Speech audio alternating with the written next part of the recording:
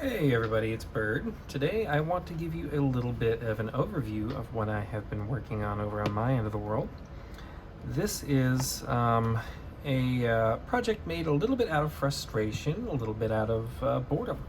But initially I found impressioning with a loop to be a very useful thing, especially with one of these fairly cost-effective and fairly high-quality all-glass triplet lenses. This 10x here is fairly low distortion for as good of a magnification ratio that it has on it. Lens is a little dirty, so I'll wipe that off. But the battery in this thing is nothing else in the world uses a stupid battery like this, so I always found myself more or less tethered to whatever lamp I'm near or my ring light on my workstation. So this horrible contraption here with its itty-bitty little battery that lasts maybe about an hour and a half works great for that hour and a half. Having a direct light source, especially a diffuse light source, close to it at low intensity gives you some fairly decent contrast enhancements and lets you see a lot more than you would be in a lot of circumstances. But I went a little bit further and decided that the best thing to do would be to make something where I could control the actual wavelengths of light that I'm using. So I used a couple of these addressable LEDs, so you can fairly simply tell it I need this color intensity of this particular mix, and it outputs it. So they're nice little neat packages, really easy to work with, and a lot of the considerations are taken out of the work. So what I've done is placed a couple of those, and you can see them in there and over in there at a more or less 45-degree angle inside of this chamber here. And that allows you to pass a key in while you are impressioning, and you have, no matter really which loop you're using, it's going to focus in that range. But it has these two lights here. When you power it on, they fire right up, and you can angle it towards one side or the other to compare the way the light looks. And you pop most any store-bought loop into there, and you now have a controlled light source where you can control not only the intensity but the color that you're actually illuminating at. And that gives a lot of distinct advantages, because while the camera doesn't like to focus on green, green and blue single wavelength light, they kind of have this funny effect where you have an area that's reflecting the light and it looks blue, and the area that's reflecting light at an off angle looks completely black. So it's heavy contrast increases. But to kind of make this a little bit more flexible, I based this around a piece of software called WLED. And this lets us actually use a color picker to choose the blend of the two colors that we want. And as this is 3 LEDs on each side, anything but the base blue and green or red is going to be a mix of 2 or more LEDs per side. So that's you get slightly reduced contrast, but you might actually pick up more details as you start adding in 2 and 3 wavelength mixes on each side.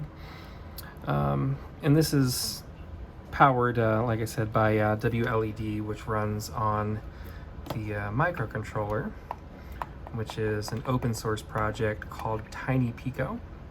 It's an ESP32 Pico 3 module, and that lets us have all sorts of nice things.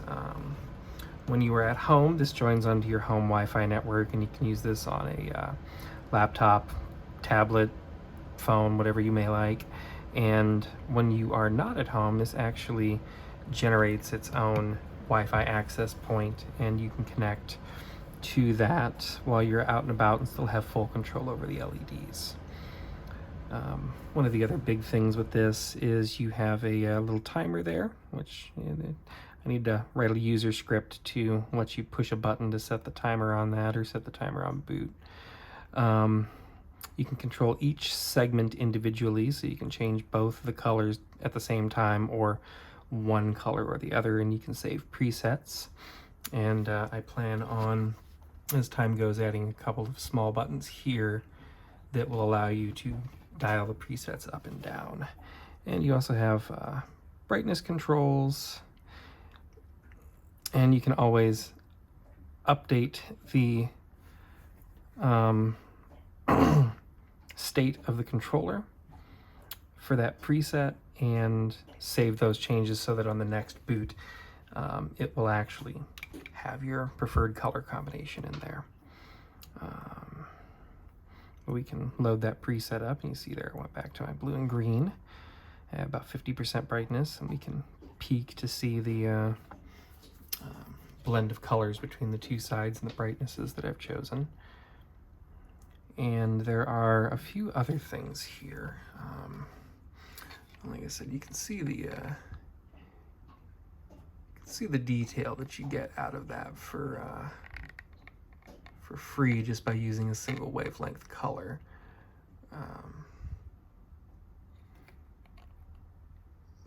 Camera doesn't like green, but it likes the blue.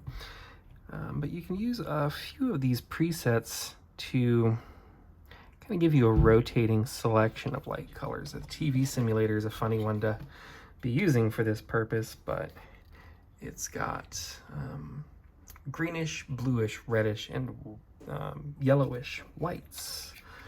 So as you hold this under here, you're actually getting a full spectrum with different intensities out of each LED in that side of the device as it's going, and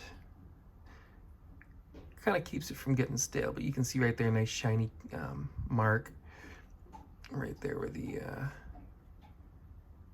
key pin touches it when it actually goes into the lock and turns. So that's kind of a little fun bonus there. Theoretically, you could actually daisy chain two of these together and control them all.